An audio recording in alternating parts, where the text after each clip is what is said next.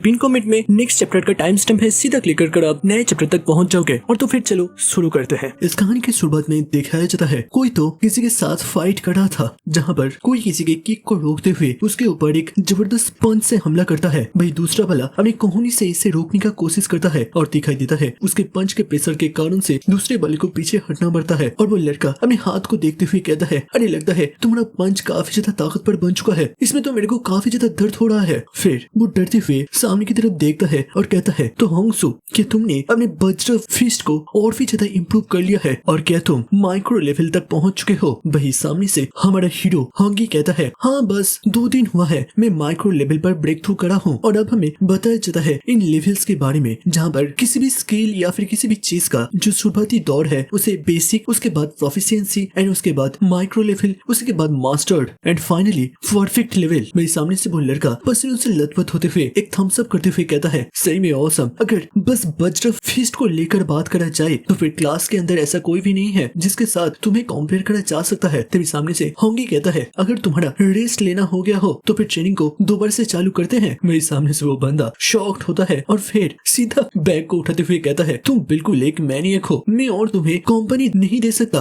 मेरे को खाना है और मैं घर चला। इसके साथ वो दरवाजे में टीचर ली को गुड बाय करते हुए वहाँ से जाने लगता है, जबकि टीचर ली कहता है, अपने कपड़े को अच्छी तरीके से पहन लो, उसके बाद बाहर जाना। फिर उसके जाने के बाद टीचर ली आगे बढ़ते हुए गंभीर आवाज में कहता है, होंगी तो फाइनली तुम मुझे अकेले मिले हो, तो तुम मार्शल आर्ट डिपार्टमेंट के अंदर जाना चाहते हो, बट तुमने अभी तक अपना पेमेंट को जमा नहीं करा है, जो कि करीबन 30,000 के आसपास है। अगर तुमने जल्दी इसे सबमिट नहीं किया तो फिर नेक्स्ट मंडे इसका आखिरी डेट है और उसके बाद ये क्लोज हो जाएगा नेक्स्ट साल के लिए। वही होंगी दूसरी तरफ देखते हुए परेशान होते हुए धीरे धीरे कहता है, टीचर कि मुझे और कुछ दिन नहीं मिल सकता? तभी टीचर कहता है, देखो मेरे को पता है तुम्हारा फैमिली स्ट्रगल कर रहा है और ये पैसे का अमाउंट तुम्हारे लिए काफी ज्यादा है, बट ये सब मेरे हाथ में नहीं है, मैं कुछ भी नहीं कर सकता, हमें रूल्स का पालन करना ही पड़ेगा। और ऐसे ही अब सिंसिट होता है कुछ टाइम के बाद, जहाँ पर वो जिम को छोड़ते हुए एक बास्केटबॉल प्लेइंग ग्राउंड में आ गया था और अकेले अपने प्रैक्टिस को जारी रखता है। वो जोर जोर से हवा में पंच को थ्रो कर रहा था और हाथ लेते हुए कहता है, 30,000 रुपया, सच में ये मेरे लिए एक बहुत ही बड़ा अमाउंट है। जब मैं बस 3 साल का था, फिर उसी बीस्ट डिजास्टर के कारण से मैंने अपने पेरेंट्स लोगों को खोते हुए बिल्कुल अनाथ बन गया। उसके बाद से मेरे को मेरे अंकल और आंट ने पाला है और जब उन लोगों को पता चला कि मेरे पास मार्शल आर्ट का टैलेंट है, उन लोगों ने अपनी जी जान लगा दिया मेरे को सपोर्ट करने के लिए। जब इस दुनिया के अंदर हर तरफ बस फिडुसियस फीस्ट छाने लगे, तब मार्शल आर्टिस्ट लोगों का एरा दोबारा से शुरू हुआ और अभी के वक्त ये सबसे ज्यादा हाई इनकम करने वाला प्रोफेशन है। वो अपने आप को कोसते हुए कहता है, मैं मार्शल आर्ट का ट्रेनिंग करता हूँ जिससे कि मैं अपने अंकल आंटी के ऊपर से मेरे बोझ को उतार सकूं और उन लोगों को एक अच्छा लाइफ दे सकूं, बट हर एक दिन के साथ मैं उनके ऊपर और भी ज्यादा बोझ बनता जा रहा हूँ, वो भी बस मेरे इस मार्शल आर्ट के कारण से ही। कुछ टाइम के बाद गहरी रात में सू अपने अपार्टमेंट में लौट आता है, जहाँ पर जब वो घर के अंदर एंटर करने ही वाला था, वो अचानक से घर के अंदर से सुन पाता है, हमारा घर का रेंट अभी बाकी है और इसमें हमें और थोड़ा सा पैसों का जरूरत है। तभी एक दूसरा आवाज आता है, देखो घर का रेंट हम लोग बाद में भी दे सकते हैं, इसके लिए मालिक से हम लोग थोड़ा बहुत दिन मांग लेंगे, बट होंगी का मार्शल स्कूल के अंदर रजिस्ट्रेशन फीस को हमें पहले जमा करना पड़ेगा, वो ज्यादा इम्पोर्टेंट है। देखो लिटिल होंगी का टैलेंट काफी ज्यादा अच्छा है, वो जरूर से फ्यूचर में कुछ न कुछ अच्छा करेगा, हम लोग उसके टांग नहीं खींच सकते। और दिखाई देता है आंटी कहती है, तो फिर मैं अपने मेडिसिन लेना बंद कर दूंगी, वैसे भी मेरा ये जो बीमारी है इसे अब ठीक करा नहीं जा सकता और इस चीज से हम लोग काफी सारे पैसे भी बचा पाएंगे। तभी अंकल कहता है, नहीं तुम्हें ये सब करने की जरूरत नहीं है, बल्कि मैं और एक जॉब को भी ज्वाइन कर लूंगा और ओवर टाइम काम करते हुए अपने पैसों का कोई ना कोई बंदोबस्त जरूर से कर लूंगा, तुम बस घर के अंदर रेस्ट लो और अपने हेल्थ का केयर करो, तुम्हें बाकी चीजों को लेकर चिंता करने की जरूरत नहीं है। और कपिल के इन सारी बातों को सुनते हुए होंगी दरवाजे के साइड पर बिल्कुल फ्रीज होकर खड़ा हो जाता है, उसका दिमाग बिल्कुल ब्लैंक हो गया था, वो कुछ भी सोच नहीं पाता, कुछ बोल नहीं पाता। तभी अचानक से सिर को पकड़ते हुए अपने आप के इमोशन को कंट्रोल करने का कोशिश करता है और फिर घर पर एंटर करता है और अपने अंकल आंटी को हेलो कहता है। वही आंटी कहती है, अरे तुम कहाँ पर थे, तुमने तो आज आने में काफी ज्यादा रात कर दी है, शायद से तुमने बहुत ज्यादा ट्रेनिंग करा होगा, है ना? वही आंटी अंकल के शरीर पर छोटे छोटे मेडिसिन के स्टिकर लगा रहे थे जिससे कि उसके शरीर का पेन दूर हो। वही होंगी से देखते हुए कहता है, आंटी छोड़ दीजिए, मैं इसे करता हूँ, बट आंटी उसे मना करता है और सीधा अपने घर पर जाकर रेस्ट लेने के लिए कहता है, जिससे कि वो कल दोबारा से अपने आप को पूरी तरीके से रिकवर कर कर सके और दोबारा से अपनी ट्रेनिंग को बिना किसी दिक्कत से कर सके। भाई अंकल भी होंगी को घर जाकर रेस्ट लेने के लिए कहता है और बाकी किसी भी चीज को लेकर फिक्र करने के लिए मना करता है। कुछ टाइम के बाद होंगी अपने घर पर एंटर करता है और अपने बेड पर सोते हुए मन ही मन सोचता है, अंकल आंटी आप लोगों ने मेरे लिए काफी ज्यादा सेक्रीफाइस करा है, बट अब वो वक्त आ चुका है जब मैं अपनी प्रॉब्लम को खुद सॉल्व करूं। भाई वो काफी ज्यादा फोकस होते हुए मन ही मन सोच रहा था कि किस तरीके से वो अपने मार्शल आर्ट का इस्तेमाल करते हुए बस कुछ दिनों के अंदर बहुत ज्यादा पैसा कमा सकता है। और तभी उसे एक जगह के बारे में याद आता है और उसे शिफ्ट होता है नेक्स्ट डे को, जहाँ पर एक बहुत ही ऊंची सी बिल्डिंग को दिखाया जाता है और उसके अंदर अंडरग्राउंड मार्शल एरिना था जहाँ पर ऑडियंस के अंदर लोग खचाखच भरे हुए थे। और तभी एरिना में एक ब्लॉन्डी हेयर वाली औरत माइक पकड़ते हुए कहती है, तो आज के दिन इस रिंग को डिफेंड करेगा मिस्टर मिनाटोर। और दिखाई देता है उसके साइड पर एक बुल के मास्क पहना हुआ लड़का खड़ा हुआ था। और मिनाटोर का मतलब भी है कि एक ऐसा जीव जिसका बॉडी इंसान का हो बट सिर बुल का। वही दिखाई देता है इसके अंदर असल में और कोई नहीं बल्कि हमारा होंगी था। तभी अनाउंस होता है कि अगर वो 4 मैच तक इस रिंग को डोमिनेट करता है और अपने ओपोनेंट को हरा देता है तो फिर वो 60,000 रुपया सीधा आज अपने घर लेकर लौट सकता है। और अगर वो हार गया तो फिर एक सिक्का भी नहीं मिलेगा। और इस एरिना में एक बार आने के बाद जिंदगी और मौत कोई भी मतलब नहीं रखता। यहाँ पर बस 2 चीज है, जीतना या फिर हारना। भी ऑडियंस के अंदर सारे लोग आपस में बात कर रहे थे, ये तो कोई नया लड़का लग रहा है और हम लोगों ने इसको पहले कभी भी नहीं देखा था। वह एक तीसरा बंदा कहता है, सच में एक इतना यंग लड़का एरिना चैलेंज करने जा रहा है, लगता है सच में ये मरना चाहता है। तो वो ब्लॉन्डी वाली होंगी के सीने पर कोनी मारते हुए कहता है, लड़के तुम कर रहे हो, जरा जोश दिखाओ और अपनी इस एटमोस्फेयर को गर्म करो। जो सुनते हुए होंगी काफी ज्यादा कंफ्यूज था, वो अपने गाल खुजलाते हुए कहता है, ऐसा मैं कैसे करूं। तो फिर लड़की परेशान होते हुए कहता है, यही तो तुम लोगों का दिक्कत है, आजकल के लोगों को कुछ भी नहीं पता होता। यहाँ पर अपने दुश्मन या फिर अपने ओपोनेंट को गाली दो, उनको नीचा दिखाओ जिससे कि इंटेंसिटी बढ़ सके। जो सुनते हुए वो सीधा जोर से बिल्कुल दहाड़ते हुए कहता है, सबके सब जो कि मार्शल आर्टिस्ट लेवल के नीचे हैं यहाँ पर आ जाओ, मैं तुम सारे कमजोर नूब्स को एक साथ चैलेंज करता हूँ, तुम लोग मेरे पैर चूमने के भी लायक नहीं हो। भाई इतना ज्यादा जोश देखते हुए वो अनाउंसर भी डर जाता है। वही ऑडियंस के अंदर लोग थोड़ा सा गुस्सा और हंसते हुए कहता है, जरा देखो इस लड़के का कितना हिम्मत, ये सभी लोगों को इंसल्ट करना चाहता है, इसे नहीं पता सबसे इसे एक अच्छे से मौत भी नसीब नहीं होगा। सारे लोग होंगी के लिए चेयर अप करता है जबकि कुछ लोग होंगी को खत्म कर देने के लिए चेयर अप करता है। भाई इतने सारे नेगेटिव वर्ड्स को सुनते हुए होंगी मन में सोचता है, जरा देखो ये लोग सीधा सीधा किसके मौत को विश कर रहा है। सही में ये एरिना काफी ज्यादा क्रूर है, बट अगर किसी तरीके से मैं अपनी वज्र फिस्ट का इस्तेमाल करते हुए जीत गया तो फिर इतने पैसे से मैं अपनी सारी ट्यूशन फीस, घर का रेंट और सब कुछ क्लियर कर पाऊंगा। तभी ऑडियंस के बीच में से एक माउस मैन सीधा एरिना पर लैंड करता है।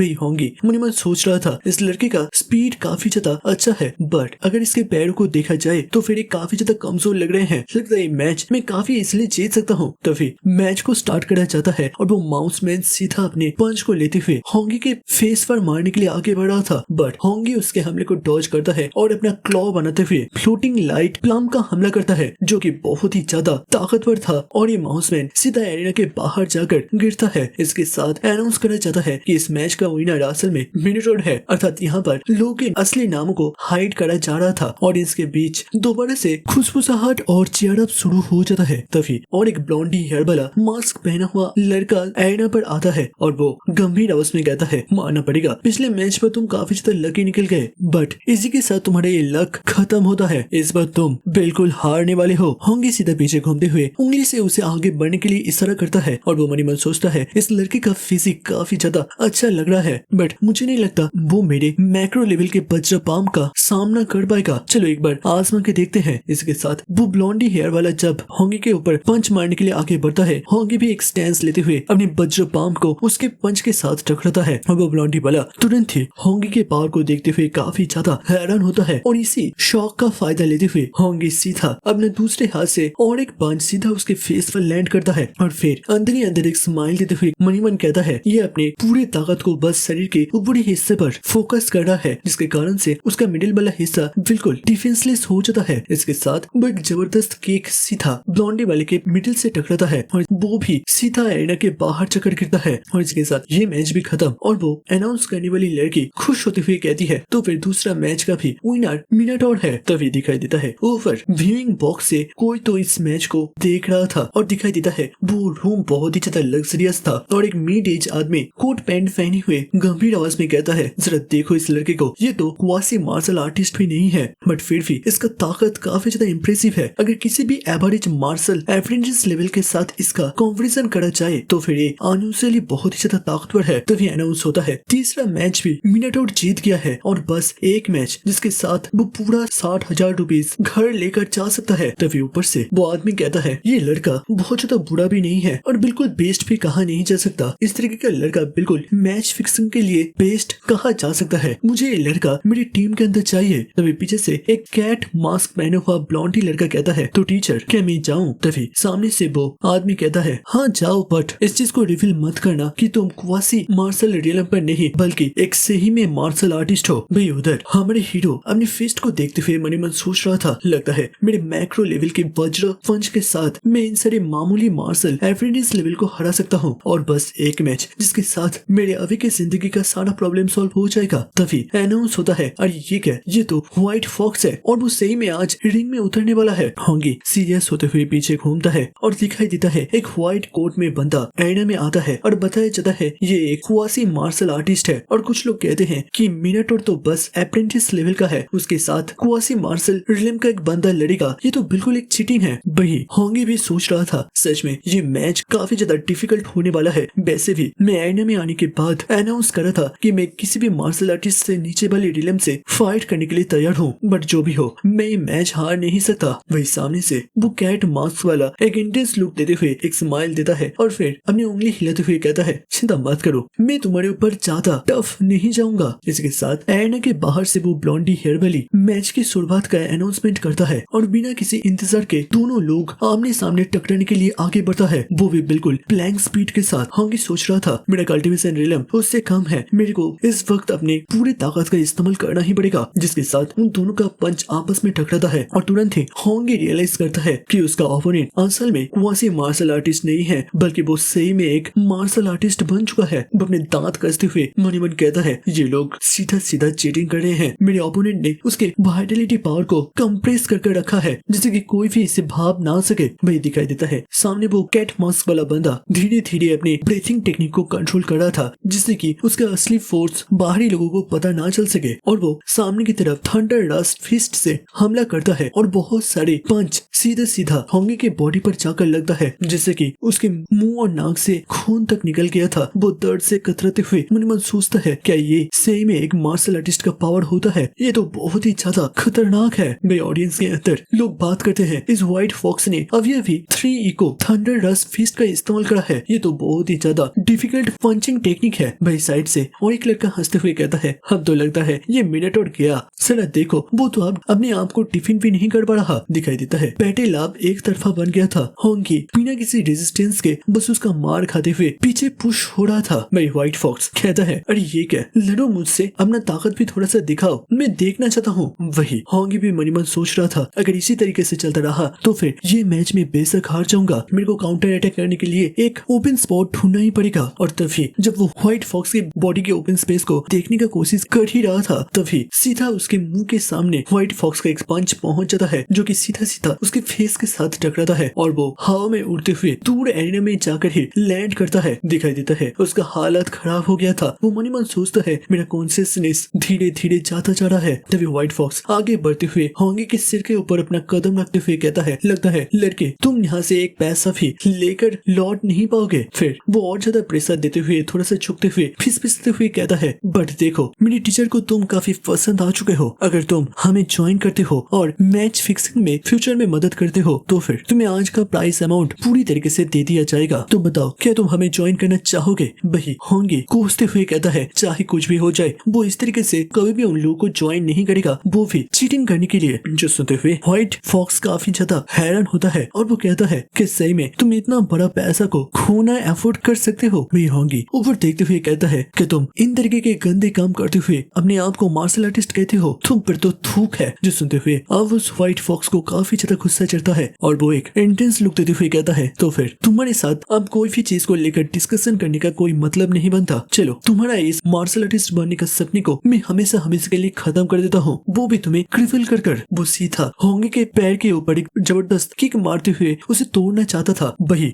व्हाइट फॉक्स की ये लास्ट वाली बात होंगी के ऊपर एक बहुत ही गहरा प्रभाव छोड़ता है और देखने में लग रहा था जैसे कि उसके शरीर पर कोई गॉड लाइक पावर अवेकन होने जा रहा है। और एंड वक्त पर होंगी जंप करते हुए व्हाइट फॉक्स के किक को डॉज कर लेता है, जो देखते हुए व्हाइट फॉक्स के भी आंखें सिकुड़ जाता है। फिर होंगी धीरे धीरे खड़ा होता है, उसके शरीर से एक अजीब सा ऑरेंज ऑरा रिलीज हो रहा था और वो बिल्कुल कबड्डी कबड्डी की तरह बोल रहा था, मैं हार नहीं सकता, मैं हार नहीं सकता। और बस इसी वर्ड को वो बार बार रिपीट करता जा ही रहा था। वहीं दूसरी तरफ व्हाइट फॉक्स हैरान था कि उसके इतने सारे थंडर रस फिस्ट के पंच खाने के बावजूद कोई किस तरीके से खड़ा हो सकता है। वही होंगी मन मन सोच रहा था, मेरे अंकल और आंटी ने मेरे लिए बहुत ज्यादा सेक्रीफाइस करा है, वो भी बहुत सालों तक। मैं उनके इतने सारे बलिदानों को इस तरीके से जाया होने नहीं दे सकता। और मेरा एक क्रिपल शरीर और एक अंधेरा फ्यूचर, नहीं नहीं, मैं इस फ्यूचर के बारे में कभी भी सोचना भी नहीं चाहता। और उसी पल अचानक से उसके सामने एक ब्लू कलर का फ्लोटिंग स्किन एफियर होता है और आंखों में चोट लगने के कारण से उसे वो धुंधला दिख रहा था, जहाँ पर उससे एक सवाल पूछा जाता है कि तुम अपने फ्यूचर के गोल तक पहुँचने के लिए किस चीज को सेक्रीफाइस करने के लिए तैयार हो।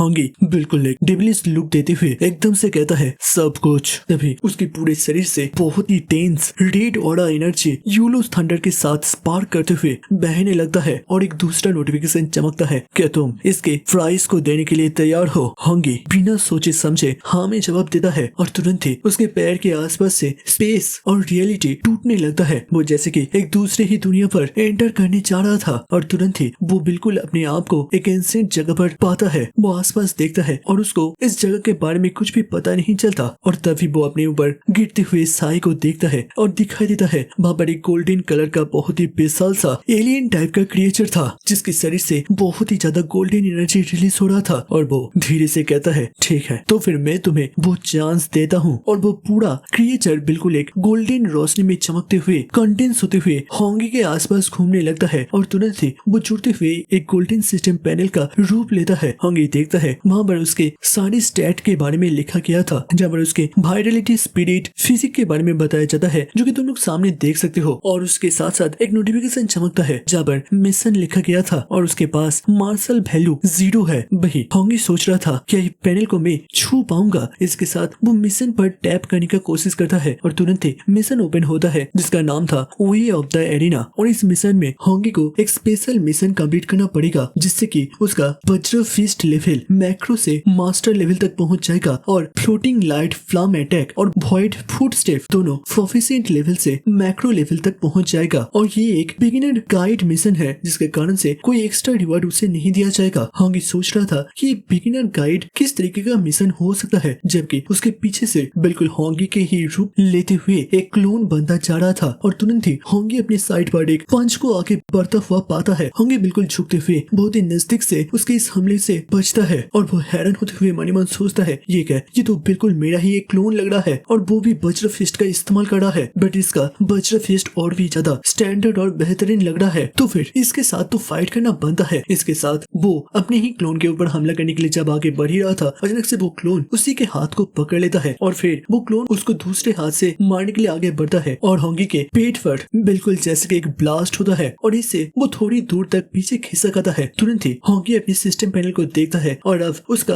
वज्र फिस्ट का लेवल जो कि पहले 7% तक हुआ करता था, वो अब 10% तक पहुंच गया था। और वो दोबारा से एक स्टैंस लेते हुए मन ही मन सोचता है, लगता है ये क्लोन वज्र फिस्ट के मार्शल स्किल को जल्दी सीखने में मदद कर रहा है, जबकि इस सिस्टम मेरे को जल्दी से अपग्रेड होने में मदद कर रहा है। ठीक है, मैं अब इसका पूरा फायदा उठाने का कोशिश करूंगा। इसके साथ वो तेजी से आगे बढ़ता है और वो क्लोन भी उसे टकराने के लिए आगे बढ़ता है और अब उन दोनों के बीच एक फियर्स बैटल का शुरुआत होता है, जहाँ पर वज्र फिस्ट का लेवल 15 फिर 23 और ऐसे ही उन दोनों का बैटल का वक्त जितना बढ़ता जाता है उतना ही धीरे धीरे उसके वॉइड स्टेप और फ्लोटिंग लाइट प्लाम का भी प्रोफिशिएंसी धीरे धीरे बढ़ने लगा था। और दिखाई देता है कुछ टाइम के बाद वॉइड स्टेप का प्रोफिशिएंसी 97% तक पहुंच जाता है, जबकि वज्र फिस्ट माइक्रो लेवल पर 98% तक पहुंच जाता है। और तभी होंगी उस क्लोन के ऊपर अपना एक ताकतवर प्लाम अटैक को छोड़ता है, जिसके साथ उसका फ्लोटिंग लाइट पाम अब सीधा 100% तक पहुंच गया था और वो अपग्रेड होते हुए माइक्रो लेवल पर पहुंच जाता है। तभी वो क्लोन के सामने तेजी से आगे बढ़ता है, जिसके साथ उसका वॉइड स्टेप भी अब 100% तक पहुंच जाता है और ये भी अब प्रोफिशिएंट लेवल से माइक्रो लेवल पर पहुंच जाता है। फिर वो क्लोन के ऊपर एक बहुत ही डिस्ट्रक्टिव पंच को लैंड करता है, जिसके साथ उसका वज्र फिस्ट भी माइक्रो लेवल पर 100% तक पहुंच गया था, जिसके साथ ये भी अपग्रेड होते हुए अब मास्टर लेवल पर पहुंच जाता है। फिर वो रुकता है और वो क्लोन भी अब गायब हो गया था। वो जोर जोर से हाँफते हुए एक स्माइल देता है और अपने सिस्टम को धन्यवाद कहता है। तभी नोटिफिकेशन आता है कि मिशन कंप्लीट हुआ, यूजर क्या अब रियल एरिना की दुनिया पर लौटना चाहता है। होंगी हाँ में जवाब देता है, जिसके साथ सीन दोबारा से शिफ्ट होता है एरिना पर, जहाँ बस समय जैसे कि बिल्कुल थम सा गया था। बट तभी अचानक से वो व्हाइट फॉक्स मास्क वाला बंदा एक स्टैंस लेते हुए कहता है, तुम अपने आप को कुछ ज्यादा ही बड़ा तीसमान खान सोच रहे हो, चलो मेरे इस पंच का सामना करके दिखाओ। इसके साथ वो दोबारा से अपनी थंडर रस फिस्ट से होंगी के ऊपर हमला करने का कोशिश करता है। बट इस बार होंगी अपने वॉइड स्टेप का इस्तेमाल करते हुए उनको डॉज करने का कोशिश करता है और धीरे से कहता है, काफी ज्यादा स्लो हो तुम, तो जरा इससे संभल के दिखाओ। इसके साथ वो अपने वज्र फिस्ट से उसके ऊपर एक पंच को लॉन्च करता है और इस बार वो व्हाइट फॉक्स अपना बचाव नहीं कर पाता और उसका फेस सीधा इस पंच से टकराता है, जिससे कि उसका मास्क टूट जाता है। मैं होंगी एक इंडियंस लुक देते हुए कहता है, और इसके साथ तुम्हारा खेल यहीं पर खत्म होता है। वही ऑडियंस के अंदर भी सारे लोगों का मुंह खुला का खुला रह जाता है। वही होंगे मास्क पहनते हुए एक इंटेंस लुक देते हुए कहता है, तो फिर ये मैच यहीं पर खत्म होता है। वही अनाउंसर, तुम कर के रहे हो, मैं जीत गया ना, तो फिर मेरे को प्राइज का पैसा दे दो। वही अनाउंसर भी काफी ज्यादा हैरान था। वो धीरे धीरे हाँ हाँ कहता है और फिर अनाउंस करते हुए कहता है कि इस रिंग मैच का विनर है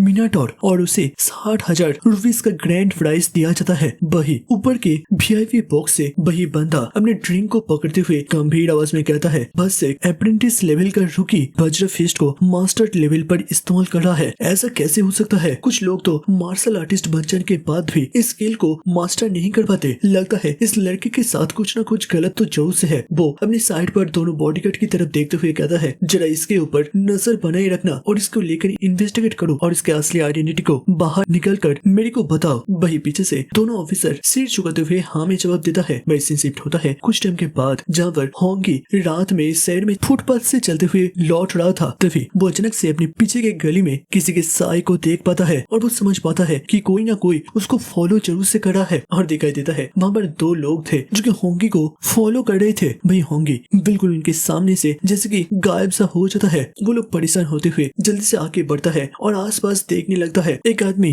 परेशान होते हुए कहता है, ये लड़का अचानक से गया तो गया कहाँ पर? भाई दूसरा बंदा कहता है, जल्दी से जल्दी उसे ढूंढो, बॉस ने ऑर्डर दे दिया है, हम लोगों को किसी भी हालत में उसके असली आइडेंटिटी को जानना पड़ेगा। भाई दिखाई देता है होंगी तो असल में उसी गली के ऊपर बिल्कुल बैलेंस करते हुए लटक रहा था और वो मनी मन कहता है, तो तुम लोग मेरे को ट्रैक करने का कोशिश कर रहे थे, इंटरेस्टिंग। सीन शिफ्ट होता है 1 घंटे के बाद और होंगी दोबारा से अपने अपार्टमेंट पर लौट आ गया था। वही कुछ टाइम के बाद उसके अंकल और आंट इतने सारे पैसों को देखते हुए पूरी तरीके से शॉक्ड हो जाता है। अंकल हैरान होते हुए कहता है, छोटी होंगी क्या तुमने कोई बैंक को लूट लिया है? इतना पैसा तुम्हें मिला तो मिला कहाँ पर? भाई होंगी स्टोरी बनाते हुए उन्हें समझाता है कि वो जब मार्शल आर्ट हॉल या फिर डोजो के अंदर प्रैक्टिस कर रहा था तभी टीचर को उसका टैलेंट काफी ज्यादा पसंद आ गया और उन लोगों ने फैसला किया है कि वो होंगी के सारे एजुकेशन और मटेरियल्स को स्पॉन्सर करेंगे। और अंकल को शक होता है और वो पूछता है, बट तुमने तो पहले कहा था कि ये डोजो बहुत ही ज्यादा स्ट्रिक्ट है पैसों को लेकर। भाई होंगी अपने अंकल और आंट के हाथ को पकड़ते हुए कहता है, क्या आप लोगों को मेरे ऊपर विश्वास नहीं है? मैं बोल रहा हूँ ना। भाई दोनों खुश होते हुए कहता है, हाँ बिल्कुल, हमारा होंगी कभी झूठ बोल ही नहीं सकता और अब तो लग रहा है अब हमारे भांजे का फ्यूचर और भी ज्यादा ब्राइट होने वाला है। सच में मैं तुम्हें लेकर बहुत ही ज्यादा खुश हूँ। अब सीन शिफ्ट होता है कुछ टाइम के बाद, जहाँ पर हमारी हीरो गहरी रातों में अपने अपार्टमेंट की छत के ऊपर पहुंच जाता है और वो वहाँ पर बैठते हुए हाथ छोड़ते हुए मनी मन सोचता है, चलो अब मेरा मार्शल आर्ट एग्जाम का रजिस्ट्रेशन फीस, घर के रेंट का पैसा, आंटी के मेडिकल बिल्स, सबका सोल्यूशन हो चुका है और ये सब कुछ संभव हो पाया। इसके साथ वो अपने सिस्टम पैनल को ओपन करते हुए कहता है, मेरे इस सिस्टम के लिए सही में मेरे बुरी वक्त को एक अवसर में बदलने के लिए तुम्हारा बहुत बहुत ज्यादा धन्यवाद। फिर वो सिस्टम पैनल को गौर से देखते हुए सोचता है, यहाँ पर बस मेरा स्किल के स्टैट ही इम्प्रूव हुआ है और बाकी सब के सब सेम ही लग रहा है। तभी उसका नजर जाता है एकदम से एंड पर, जहाँ पर लिखा गया था मार्शल वैल्यू 67। हीरो सोचता है अब ये चीज क्या है। इसके साथ वो उसमें जब क्लिक करता है उसको एक नोटिफिकेशन के माध्यम से बताया जाता है कि ये मार्शल वैल्यू उसको अपने से ताकतवर विरोधी को हराने के कारण से मिला है और अब इसके माध्यम से अपने दूसरे स्टैट को अपग्रेड कर सकते हैं। होंगी तुरंत अपने सिस्टम पैनल को ओपन करते हुए अपने मार्शल पॉइंट्स को बाहर वाइटलिटी के अंदर ऐड करता जा रहा था और उसे हर एक मार्शल पॉइंट से 0.1 वाइटलिटी मिलता है और इसी तरीके से वो ऐड करते हुए 85 से 90 तक उसको पहुंचा देता है। तुरंत ही शरीर में एक अजीब सा पावर बह जाता है जिसके कारण से उसकी आंखें सिकुड़ गए थे, उसके अंदर के रगे भी दिखाई देने लगते हैं। कुछ ही पल में उसके पूरे शरीर से बहुत ही ज्यादा फायरी ऑरा एनर्जी रिलीज होने लगता है। कुछ टाइम के बाद वो पसीनों से लथपथ होते हुए सोचता है तो फिर वाइटलिटी को 90 तक पहुंचाने से मेरा लेवल अप हो चुका है और अब मैं क्वासी मार्शल आर्टिस्ट बन चुका हूँ। चलो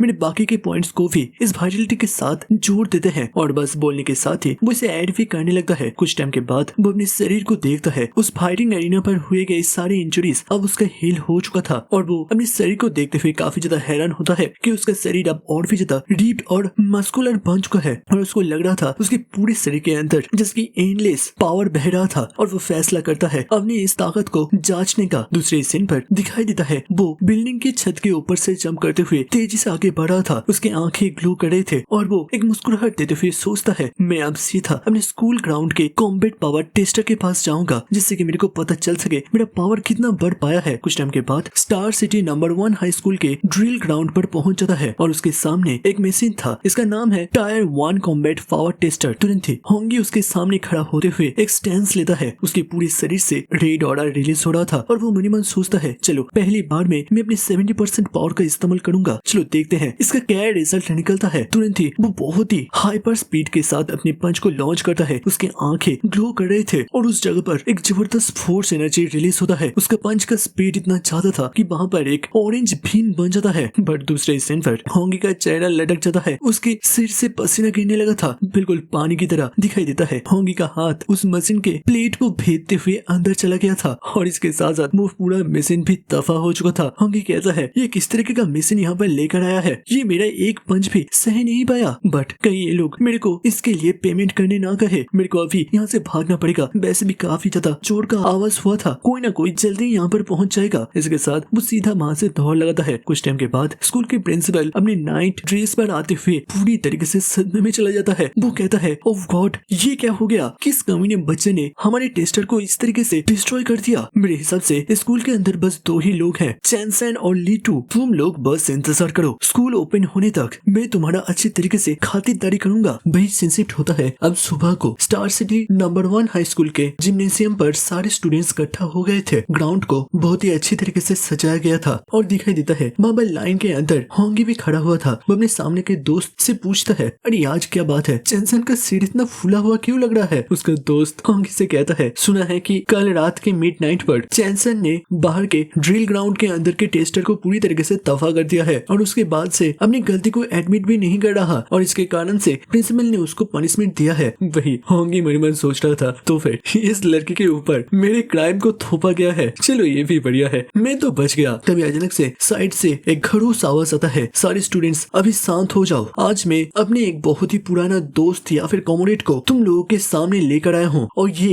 एक 3rd टायर के मार्शल आर्टिस्ट है चेंटियान और आज ये तुम्हें सिखाएगा सी रैंक के एक बहुत ही ताकतवर मार्शल आर्ट स्किल जिसका नाम है थंडर रस फिस्ट। तो फिर सारे लोग इनके बातों के ऊपर गौर फरमाओ। सारे स्टूडेंट्स वहाँ पर आपस में बात करने लगते हैं क्या ये आदमी एक 3rd टायर के मार्शल आर्टिस्ट है, ये तो बहुत ही ज्यादा रेयर है। भाई कुछ लोग और बात कर रहे थे कि अगर बाहर किसी डोजो के अंदर अगर वो लोग सी रैंक के कोई मार्शल आर्ट के स्किल को सीखना चाहे तो फिर उसे लाखों रुपया ट्यूशन में इन्वेस्ट करना पड़ेगा। दूसरी तरफ होंगी मनीमन सोच रहा था वो व्हाइट फॉक्स मास्क वाला भी इसी स्किल का इस्तेमाल करते हुए मेरे साथ कल फाइट लड़ रहा था जहाँ पर उसके हर एक पंच का 3 पंचों के साथ इम्पैक्ट होता था। चाहे कुछ भी हो जाए मैं इस टेक्निक को इग्नोर तो बिल्कुल भी नहीं कर सकता। वो मनीमन सोचता है इस दुनिया के अंदर टोटल में एफ से लेकर ए उसके बाद एस डबल एस और ट्रिपल एस रैंक तक का भी लेवल के अंदर डिवाइडेड है जहाँ पर हर एक लेवल को अपग्रेड करने के साथ और भी ज्यादा रिसोर्स का जरूरत पड़ता है और ऐसे ही चलते फिरते कोई इतना अच्छा अपॉर्चुनिटी शायद मेरे को मिलेगा। उसी पल वो आदमी आगे बढ़ते हुए माइक में सारे लोगों को कहता है तो स्टूडेंट्स मैं अब इस टेक्निक को तुम लोगों को 10 बार दिखाने वाला हूँ और इसी के अंदर तुम लोग कितना सीख पाते हो वो कम्प्लीटली तुम्हारे ऊपर डिपेंड करता है। तो फिर अब तैयार हो जाओ। इसके साथ वो अपने पैर को मूव करते हुए एक पोज लेता है और सीधा अपने थंडर फिस्ट को लॉन्च करता है और बताता है ये है बेसिक लेवल पंच, जब पर तुम जब अपने पंच को लॉन्च करोगे तभी थंडर का आवाज गूंज उठेगा और जब तुम प्रोफिशिएंट लेवल पर पहुंच जाओगे तब तुम्हारे हर एक पंच के साथ 3 बार थंडर का आवाज एक साथ गूंज उठेगा। उसके बाद जब तुम मैक्रो लेवल पर पहुंच जाओगे तब 5 बार, और जब तुम मास्टर लेवल पर पहुंच जाओगे तब एक साथ एक ही पंच में 7 बार थंडर का आवाज गूंज उठता है। और इसी लेवल तक मैं अभी तक पहुंच पाया हूँ। और हाँ, इन्फॉर्मेशन के लिए जान लो, जब तुम परफेक्ट लेवल पर पहुंच जाओगे तब तुम्हारे हर एक पंच के साथ 9 बार ये थंडर का साउंड आएगा। बट मैं भी अभी तक इस लेवल पर नहीं पहुंच पाया हूँ। बट तुम लोगों को अभी इतना ज्यादा ऊपर सोचने का भी जरूरत नहीं है, बस बेसिक लेवल तक पहुंचने का कोशिश करो। और दिखाई देता है कुछ ही वक्त के अंदर सारे स्टूडेंट्स अपनी पोज पर खड़ा हो जाता है और अपने पंचों को सामने की तरफ लॉन्च करता है। और इस सिलसिला बहुतों घंटे तक चलने के बाद अब दिखाई देता है सबके सब पूरी तरीके से थक हार गए थे और बस पूरी जगह पर 2 ही लोग खड़े हुए थे, जिनमें से भी पहला बंदा पूरी तरीके से कपकपा रहा था और वो कहता है मेरा हो गया, मैं अभी भी इसे सीख नहीं पा रहा। वही आसपास फिर वो नॉर्मल होते हुए जोर जोर से हाँप लेने लगता है और कहता है सच में ये सी रैंक के मार्शल आर्ट के स्केल को सीखना बहुत ही ज्यादा मुश्किल है। और ये असल में हमारे होंगी का दोस्त था। और वो साइड में जब होंगी की तरफ देखता है वहाँ पर होंगी और नहीं था और वो कंफ्यूज हो जाता है कि ये अब गया तो गया कहाँ पर। वही दूसरी तरफ एक लड़का बहुत ही जोर से चीखते हुए कहता है मैंने सक्सेसफुली बेसिक लेवल पर ब्रेक थ्रू कर लिया है। वही डैनी सोचता है सच में मानना पड़ेगा, जैसे कि लोग कहते हैं चैंसन एक बहुत बड़ा जीनियस है, पता नहीं इसने कैसे इसे सीख लिया, मेरे तो पल्ले ही नहीं पड़ रहा। वही दूसरी तरफ टीचर अपने स्टूडेंट की तरफ पॉइंट करते हुए कहता है जरा देखो ये मेरे स्कूल का सबसे बड़ा जीनियस है चैंसन, क्या लगता है कि ये तुम्हारा स्टूडेंट बन सकता है। वही वो आदमी हंसते हुए कहता है हाँ ये इस स्कूल के अंदर और इस आसपास के जगह के अंदर तो जीनियस माना जा सकता है, मगर दूसरी जगहों के अंदर बात करा जाए तो फिर ये कुछ भी नहीं है। उन लोगों के लिए ये बस एक छोटा सा लेवल अप था।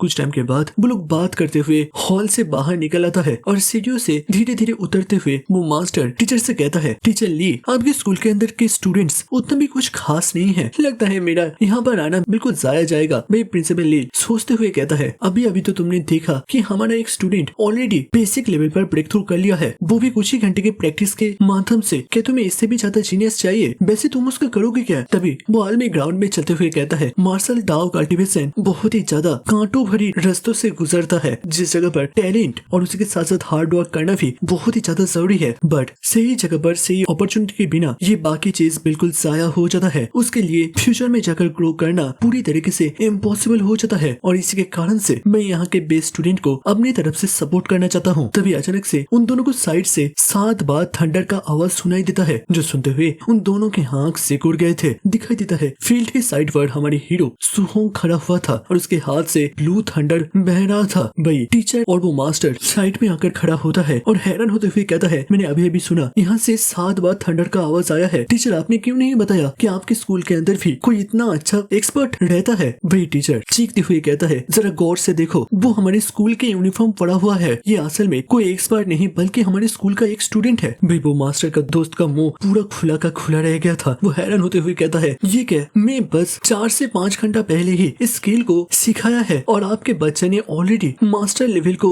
एक्वायर कर लिया है, ऐसा कैसे हो सकता है। और तभी होंगी के सामने की तरफ एक थंडर पंच को लॉन्च करता है और इस पर भी थंडर का आवाज गूंज उठता है। तभी टीचर हैरान होते हुए कहता है बट मैंने अभी अभी सुना कि यहाँ पर 9 बार नहीं बल्कि 8 बार साउंड आया था। चैन भाई कुछ तो बोलो। भाई चैन का तो पूरा शरीर ही कपकपा रहा था और अचानक से उसके चेहरे पर एक स्माइल खिल जाता है और वो खुश होते हुए कहता है हाँ मैं समझ गया, यही चीज तो मेरे को पता करना था। इसके साथ वो अपने हाथ पर थंडर एनर्जी को एक्टिव करता है और एक येलो कलर का थंडर उसके हाथ के आसपास बहने लगता है, जिसके साथ वो सामने की तरफ अपने थंडर फिस्ट को लॉन्च करता है और इस बार इनके भी पंच से 8 बार थंडर का आवाज गूंज उठता है। भाई पीछे से प्रिंसिपल हैरान होते हुए कहता है ये क्या था, अब यहाँ पर 8 बार साउंड क्यों आ रहा है? भाई चैन क्या तुमने सच में ब्रेक थ्रू कर लिया है? वो आदमी खुश होते हुए अपने पंच को देखते हुए कहता है हाँ, और ये सब कुछ संभव हो पाया आपके लड़के के इंस्पिरेशन के कारण से, नहीं तो मेरे को नहीं लगता मैं अपनी जिंदगी भर कभी अपने आप को और ब्रेक थ्रू दिला पाता। बट दूसरे सीन पर वो आदमी तेजी से रेलिंग को पार करते हुए आगे बढ़ता है और कहता है अरे ये सब छोड़ो, पहले हमें उस स्टूडेंट से मिलना पड़ेगा, ये जीनियस में से भी जीनियस है। बट वो लोग जब अंदर पहुंचते हैं वहाँ से होंगी बिल्कुल गायब हो गया था। दिखाई देता है होंगी आराम से सिटी के स्ट्रीट से चलते हुए जाता है और उसका हाथ बार बार टेक्निक इस्तेमाल करने के कारण से थोड़ा सा स्टिफ हो गया था, जिसको वो रिलीज करने का कोशिश करता है और मन ही मन सोचता है सच में ये सी रैंक की थंडर फिस्ट स्किल मेरे पिछले टी रैंक की वज्र फिस्ट स्किल से काफी ज्यादा डिस्ट्रक्टिव है, ये तो मानना पड़ेगा। तभी वो सिस्टम पैनल को ओपन करता है और देखता है उसका थंडर रस फिस्ट ऑलरेडी परफेक्ट लेवल पर पहुंच गया था और अभी उसके पास मार्शल वैल्यू बिल्कुल 0 हो गया था और बाकी के स्टैट भी तुम लोग यहाँ पर देख सकते हो। वही होंगी मन मन सोच रहा था मैं और ऑलरेडी परफेक्ट लेवल पर पहुंच चुका हूँ। मेरे पास अभी सारे मार्शल वैल्यू खत्म हो चुका है। अब मेरे को एक ऐसा जरिया ढूंढना पड़ेगा जिससे कि मैं मार्शल वैल्यू को कलेक्ट कर सकूं। और वो सोचता है क्या डुएल या फिर स्पार करने से ये बढ़ सकता है या फिर नहीं। शिफ्ट होता है कुछ टाइम के बाद जब होंगी अपने रेजिंग थंडर डोजो पर पहुंच गया था और वो जब अंदर एंटर करता है, हर तरफ वहाँ पर डोजो के स्टूडेंट्स एक दूसरे के साथ स्पार कर रहे थे या फिर प्रैक्टिस पकड़ा कर रहे थे। तभी एक लड़का होंगी को देखते हुए आगे बढ़ता है और उससे पूछता है कि वो यहाँ पर आज के दिन क्यों आया है। भाई होंगी कहता है ज्यादा कुछ नहीं, बस प्रैक्टिस करने के लिए। तभी अचानक से साइड से एक आवाज आता है, दिखाई देता है एक पर्पल हेयर वाला आदमी एक लड़के को बहुत ही बुरी तरीके से किक मारते हुए जमीन में गिरा देता है और फिर एक मॉकिंग स्माइल देते हुए कहता है तुम टेक्निक को सीख नहीं पा रहे और मेरी टीचर को बुरा भला कह रहे हो। अपनी कमजोरी को एक्सेप्ट करना सीखो और जानो कि तुम्हारा स्किल बेकार है जिसके कारण से तुम इसे सीख नहीं पा रहे। होंगी इस अजीब से सिचुएशन को देखते हुए उसके दोस्त को इसके बारे में पूछता है। तभी वो लड़का फिसफिसाते हुए कहता है तुम यहाँ पर सुबह के वक्त कल से नहीं आए, इसके कारण से तुम्हें इसके बारे में नहीं पता। एक नया टीचर आया है जो कि बहुत ही ज्यादा ताकतवर है, बट वो आम लोगों को और स्टूडेंट्स को बहुत ही ज्यादा नीची नजरों से देखता है और वो ज्यादा अच्छी तरीके से हम लोगों को सिखाता भी नहीं है। और ये रहा उसका डिसाइपल जिसका नाम ली यान है और ये भी बहुत ही ज्यादा ताकतवर है, दिखाई देता है। वो लड़का ली अपने पंच को आगे बढ़ाते हुए कहता है तुम्हारे जैसे कमजोर पिद्दी अब मेरे को चैलेंज करेगा, अब इसे खाओ। भाई जब उसका पंच टकराने ही वाला था तभी अचानक से उसके हाथ को कोई पकड़ लेता है। ये असल में होंगी था और वो धीरे से कहता है भाई इसी जगह पर रुक जाओ, इतना भी ज्यादा बुली करना अच्छी बात नहीं है। जो देखते हुए ली को काफी ज्यादा गुस्सा आता है और कहता है लड़के तुम हो कौन, लगता है तुम्हें काफी ज्यादा चर्बी चढ़ा है, तुम मेरे को रोक रहे हो, चलो अरीना पर हम लोग दो दो हाथ करते हैं। भाई होंगी सीधा जाने के लिए तैयार हो जाता है और उसी वक्त उनके पीछे से एक साया आगे बढ़ रहा था जो कि तुरंत चीखते हुए कहता है यहाँ पर इतना ज्यादा शोरगुल क्यों चल रहा है, क्लास का वक्त हो चुका है, सारे लोग खामोश होकर खड़े हो जाओ। ली पीछे घूमते हुए कहता है लगता है लड़के तुम इस पर लकी निकल गए और मेरे हाथ से बच गए। और वो घूमते हुए अपने टीचर के पास आने लगता है। भाई होंगी को तुरंत ही समझ में आ जाता है कि ये टीचर और उसका लड़का सच में बहुत ही ज्यादा एरोगेंट है, बट इससे उसको क्या ही फर्क पड़ता था। तभी वो टीचर एक्सपीआर को पकड़ते हुए कहता है आज मेरा आखिरी दिन है और मैं आज सबसे ज्यादा बेहतरीन टेक्निक को सिखाने वाला हूँ जिसका नाम है रेजिंग सी स्पीयर टेक्निक। और पिछले बार के सारे रूल्स की तरह ही इस पर भी बस एक और एकलौता रूल है, मैं इस टेक्निक को बस एक बार परफॉर्म करूंगा तो गौर से देखना और जितना हो सके इससे सीखने का कोशिश करना। वो अपनी स्पीयर के साथ एक स्टैंस लेते हुए खड़ा हो जाता है और मनी मन सोचता है यहाँ पर मेरे को फ्री में सिखाने के लिए कहा गया है तो फिर मैं क्यों ही इन सब में अपने दिमाग लगाऊं और मेरे एक बार के दिखाने से मुझे नहीं लगता यहाँ पर कोई भी इस टेक्निक को सीख सकता है। तो फिर चलो इसे करते हैं। वही साइड में होंगे उसके टेक्निक को बहुत ही गौर से देख रहा था और उसका आंख बिल्कुल फोकस्ड था। तभी टेक्निक खत्म होता है और उसके साथ साथ स्पीयर भी जमीन में गिर जाता है। वो टीचर अपने स्टूडेंट के साथ घर के अंदर जाते हुए कहता है ठीक है अब तुम लोग कितना सीख पाए वो पूरी तरीके से तुम्हारे ऊपर डिपेंड करता है, मैं चला। इसके साथ दरवाजा बंद हो जाता है और वो लोग चले जाते हैं जबकि सारे स्टूडेंट्स गुस्सा होते हुए कहता है क्या बस हो गया, ये आदमी बहुत ही ज्यादा कमीना है, पीछे जो लोग थे उन लोगों ने तो सही तरीके से देख तक नहीं पाया। वही होंगे अपने हाथ के अंदर स्पीयर को गौर से देखते हुए सोचता है ये स्पीयर टेक्निक बिल्कुल एक समंदर के अंदर गड़गड़ते हुए ड्रैगन की तरह है जो कि एकदम से रुकता नहीं है और हरदम उसके शरीर के ऊपर एक वाइब्रेशन रह जाता है, वो भी उसके ताकतवर मूवमेंट के साथ। तो फिर चलो इसे करके देखते हैं। इसके साथ वो स्पीयर को धीरे धीरे घुमाता है और उसके टेक्निक के कारण से उसके हाथ से या फिर स्पीयर से छोटे छोटे पानी के ड्रॉपलेट बाहर निकलने लगते हैं। तभी जब वो स्पीयर को सामने की तरफ थ्रो करता है तब उसके स्पीयर से काफी ज्यादा ब्लू एनर्जी और उसके साथ साथ और भी ज्यादा पानी के ड्रॉपलेट बाहर निकलता है और ऐसे ही कुछ वक्त तक चलता है। आसपास के सारे स्टूडेंट्स अब बिल्कुल रुक गए थे और होंगी के प्रैक्टिस को ही बस देख रहे थे। वो लोग हैरान होते हुए कहता है सच में ये लड़का तो बिल्कुल एक प्रोडिजी है, बस एक बार देखकर लगता है होंगी ने इस टेक्निक को पूरी तरीके से सीख लिया है। क्या हम लोग सच में इतना ज्यादा डम्प है कि हम इसे सीख नहीं पा रहे। उन लोगों को नहीं पता था कि होंगी के पास एक चीटिंग सिस्टम है। तभी अचानक से पीछे का दरवाजा धड़ाम से खुलता है और वो लीप गुस्से में बाहर निकलते हुए कहता है अरे तुम लोग इतना ज्यादा शोरगुल क्यों कर रहे हो, किसने टेक्निक को सीख लिया। तो वो धीरे धीरे आगे बढ़ते हुए होंगी को प्रैक्टिस करते हुए देख पाता है और थोड़ा सा हैरान होते हुए मन ही मन सोचता है सच में इस लड़के ने बस एक बार देखते हुए इसे सीख लिया है, चलो एक बार जरा इसकी सीखने के डेप्थ को टेस्ट करते हैं। इसके साथ वो आगे बढ़ते हुए होंगी को कहता है हे लड़के लगता है तुमने इस स्पीयर टेक्निक को ऑलमोस्ट सीख लिया है, अब इस स्पीयर टेक्निक को और भी थोड़ा सा अच्छा बनाना है, क्या तुम मेरे साथ स्पार करना चाहोगे। होंगी तुरंत ही वहाँ पर तैयार हो जाता है जबकि आसपास के स्टूडेंट्स तुरंत ही पीछे जंप करते हुए उनके लिए जगह खाली कर देता है। होंगी का दोस्त उसे वार्न करते हुए कहता है देखो ये लड़का बहुत ही ज्यादा एरोगेंट है बट मानना पड़ेगा ये बहुत ही ज्यादा ताकतवर भी है, ऐसे इम्पल्सिव डिसीजन मत लो, वो तुम्हें हार्ट भी कर सकता है। भाई वही होंगी उसे चिंता करने के लिए मना करता है और सीधा अपने स्पीयर को लेते हुए एक फाइटिंग पोस्टर पर खड़ा होते हुए कहता है, प्लीज सीनियर मुझे गाइड करिए। तो वो पर्पल हेयर वाला अपने स्पीयर को घुमाते हुए कहता है, लड़के गौर से देखो, रेजिंग सी स्पीयर टेक्निक मैक्रो लेवल। भाई हीरो एक लंबी सी सांस लेते हुए कहता है, रेजिंग सी स्पीयर टेक्निक प्रोफिशिएंट लेवल। इसके साथ उसके स्पीयर के आसपास और भी ज्यादा पानी का लहर बहने लगता है और यही चीज हमारी स्टोरी के जो मेन पोस्टर में भी दिखाया गया था। लगता है अब इसका शुरुआत हो चुका है। वही ली अपने दांत कसते हुए मन में सोचता है, क्या ये लड़का ऑलरेडी प्रोफिशिएंट लेवल पर भी पहुंच चुका है? ऐसा कैसे हो सकता है? और उन दोनों के स्पीयर आपस में क्लैश करता है। वो पर्पल हेयर वाला भी मन में सोच रहा था, ये लड़का अभी तक एक मार्शल आर्टिस्ट भी नहीं बना है, तो फिर ये इतना जल्दी प्रोफिशिएंट लेवल पर कैसे पहुंच सकता है? तभी अचानक से हमारे हीरो के आंख गोल्डन रोशनी से ग्लो कर उठता है और दूसरे ही पल वो अपने स्पीयर को जोर से घुमाता है और उस पर्पल हेयर वाले के हाथ से उसका स्पीयर छोड़कर पीछे गिर जाता है। तभी हीरो को एक नोटिफिकेशन आता है जहाँ पर बताया गया था कि एक मार्शल आर्टिस्ट को हराने के लिए उसे 35 मार्शल वैल्यू दिया जाता है, जिसे देखते हुए होंगे हैरान होते हुए सोचता है, जरा देखो, लगता है नॉर्मल स्पार से भी मुझे ये पॉइंट्स मिल सकता है, तो फिर मैं इसी का इस्तेमाल करते हुए फ्यूचर में और भी बहुत सारे स्पार लेने का कोशिश करूंगा। भाई दूसरी तरफ वो पर्पल हेयर वाला तो घुटने के बल बैठ गया था। वो अंदर से पूरी तरीके से टूटते हुए कहता है, ये पूरी तरीके से इम्पॉसिबल है,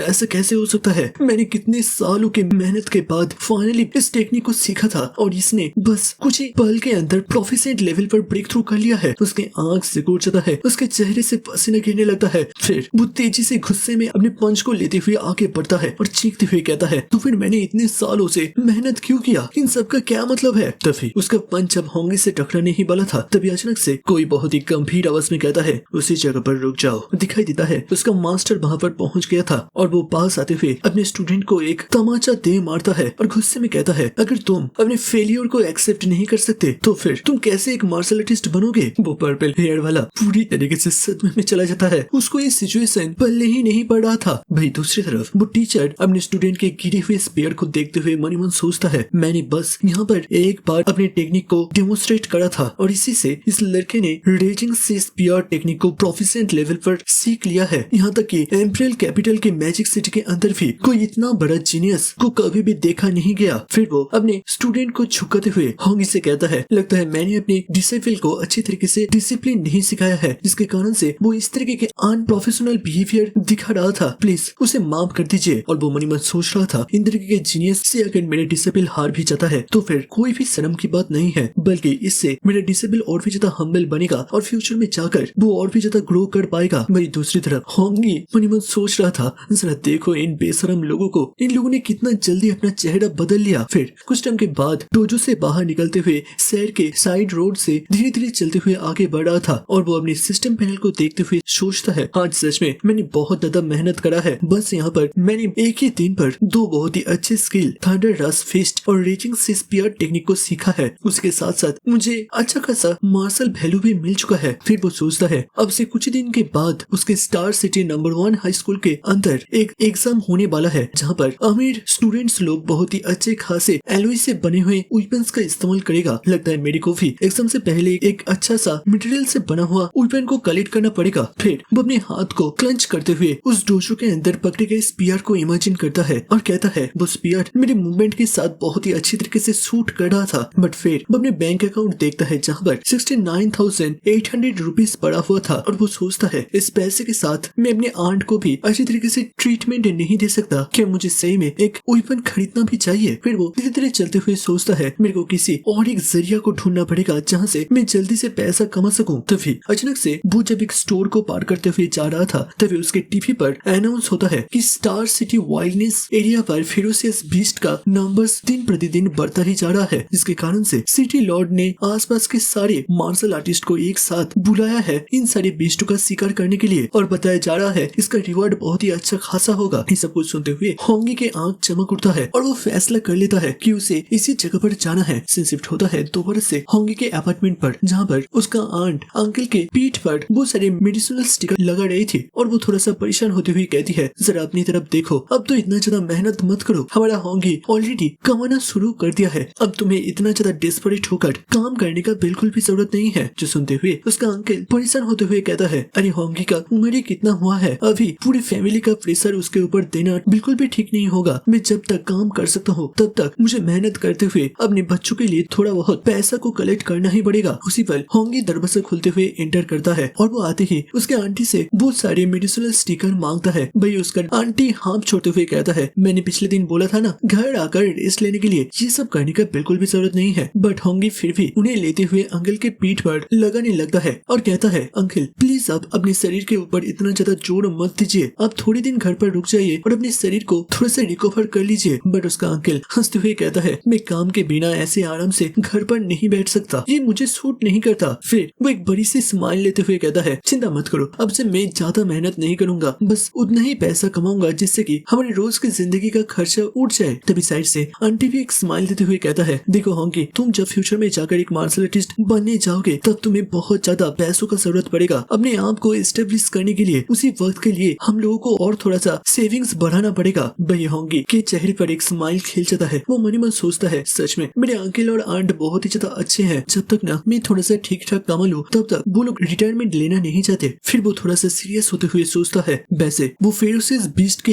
हंट वाला मिशन को मैं फालतू में जाया होने नहीं दे सकता। कुछ टाइम के बाद देर रात को वो दोबारा से अपार्टमेंट के छत के ऊपर आ गया था और वो धीरे धीरे अपने मार्शल पॉइंट को वाइटलिटी के अंदर जोड़ता जा रहा था, जिससे कि उसका ताकत और भी ज्यादा बढ़ सके और वो वाइल्डनेस एरिया पर आराम से मॉन्स्टर के साथ फाइट लड़ सके। कुछ ही पल के बाद उसका वाइटलिटी 95.2 पर पहुंच जाता है। दिखाई देता है उसके शरीर से एक अजीब सा रेड कलर का ऑरा निकलना शुरू कर देता है और वो मनी मन सोचता है, अब बस थोड़ा सा उसके बाद मैं भी एक मार्शल आर्टिस्ट बन जाऊंगा। अब सीन शिफ्ट होता है सीधा 2 दिन के बाद, जहाँ पर स्कूल के जिम्नासियम पर रात के 10:30 बजे हमारे हीरो को पूरी तरीके से थका हुआ लेटा हुआ दिखाया जाता है और काफी सारे सिस्टम नोटिफिकेशन के माध्यम से बताया जाता है कि उसका थंडर रस फिस्ट, रेजिंग सी स्पीयर टेक्निक, वज्र फिस्ट, फ्लोटिंग लाइट प्लाम और वॉइड स्टेप, ये सभी मार्शल स्किल परफेक्ट लेवल पर अपग्रेड हो चुका है। और वो हाँफते हुए कहता है, फाइनली मैं अपने सारे स्किल को मैक्स पर पहुंचा दिया है, अब मैं फाइनली इस शहर को छोड़ने के लिए तैयार हूँ। अब सीन शिफ्ट होता है Saturday star city martial artist के बेस पर, जहाँ पर बहुत सारी सुरक्षा और बड़ी बड़ी दीवार लगाए गए थे और उस जगह पर होंगी भी पहुंच जाता है। वो आसपास और भी बहुत सारे हंटर्स को देखते हुए सोचता है, मैंने इस जगह को पहले बहुत बार टीवी पर देखा है, बट पहली बार मैं इस जगह पर खुद से आया हूँ। नॉर्मली मार्शल आर्टिस्ट को रास्ते में देख पाना बहुत ही ज्यादा मुश्किल होता है, बट इस जगह पर जिस तरफ भी मैं देखो हर तरफ मुझे बस यही लोग दिखाई देते हैं। फिर वो एक पेपर को देखते हुए कहता है, इस पेपर पर सारे रूल्स के बारे में लिखा गया है, जहाँ पर अगर मैं किसी नॉन रैंक फेरोसिस बीस्ट को खत्म करता हूँ तो फिर 300 ब्लू स्टार कॉइन दिया जाएगा। टायर 1 के मिडिल स्टेज में अगर हुआ तो फिर 3000 और टायर 1 के हाई स्टेज पर हुआ तो फिर 5000 और ऐसे ही लिस्ट बहुत ही लंबा चलता जाता है। फिर अचानक से वो एक अजीब से रूल को देखता है, जहाँ पर लिखा गया था कि वो जिस भी फेरोसिस बीस्ट को खत्म करे उसके बाएं कान को काटते हुए ले आना पड़ेगा, जिससे कि वो इसे ऐसे प्रूफ दिखा सके और उसी के हिसाब से उसे पेमेंट भी दिया जाएगा। जिसे देखते हुए होंगी का चेहरा बिगड़ जाता है। तभी वो अपने सामने एक बहुत ही हट्टे खट्टे ब्लॉन्डी आदमी को देख पाता है, जिसके हाथ पर एक बहुत ही बड़ा सा ब्लेड था और वो काउंटर में एक बड़ी सी थैली को रखता है और कहता है, प्लीज मैम इसे अच्छी तरीके से गिन लीजिए और इसका कीमत बतलाइए। भाई होंगी सोच रहा था शायद से इस बैग के अंदर उन सारे बीस्टों के बाएं कान हो सकता है। तभी अचानक से उसका नजर साइड में जाता है, दिखाई देता है वहाँ पर काफी सारे लोग ग्रुप बनाते हुए आगे बढ़ रहे थे और उसके साथ ही रास्ते को क्लियर कर रहे थे। दिखाई देता है वहाँ पर एक 5 लोगों का टीम आगे बढ़ा था और एक हट्टा खट्टा इंसान सभी को जोर जोर से अनाउंस करता है, प्लीज रास्ते को खाली करो, क्या आप लोगों को दिखाई नहीं दे रहा, यहाँ पर यंग मास्टर ये आए हैं। भाई होंगी को अचानक से उस ब्लॉन्डी वाले लड़के के चलने के ढंग को देखते हुए उस व्हाइट फॉक्स मार्क्स वाले आदमी का याद आता है। उसका भी चलने का ढंग कुछ इसी प्रकार का था। तो वो साइड से कुछ लोगों की बात सुन पाता है, जरा देखो इसका अभी भी एरोगेंस नहीं गया है, सुना है कुछ दिन पहले एरिना में उसको बहुत ज्यादा कूटा गया था, अगर उसका अंकल इस बेस का इंचार्ज नहीं होता तो फिर मैं उसको उसका औकात दिखा देता। तभी साइड से और एक लड़का कहता है, अगर उस दिन मेरे को वो फाइट देखने को मिलता तो फिर कतई ही मजा आ जाता। होंगे इन सभी के बात को सुनता है और दोबारा से उस ब्लॉन्डी वाले को देखता है। भाई वो ब्लॉन्डी वाला भी जैसे कि हमारे होंगी को पहचान लिया था और वो बस उसकी तरफ एक स्माइल देता है, बट होंगी बिल्कुल कोल्ड था। फिर वो दूसरी तरफ जाते हुए सोचता है, लगता है इस जगह पर बस फेरोसिस बीस्ट नहीं बल्कि लोगों से भी मेरे को सावधान रहना पड़ेगा। फिर वो जंगल के गेट के सामने आकर पहुंचता है और एक सिक्योरिटी गार्ड हैरानी से पूछता है, तो तुम अकेले हो और अकेले ही